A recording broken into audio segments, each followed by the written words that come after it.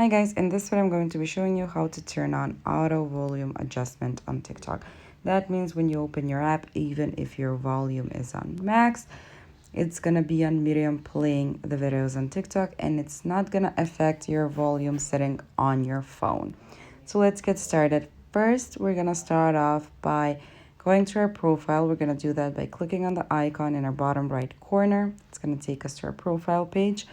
Next, we're gonna click on three stripes in our top right corner. Now in this navigation menu, we're gonna click on settings and privacy. That's the last option we have. Here, we're gonna skip the account section. We're gonna move on to content and display. And here we're gonna select the display option.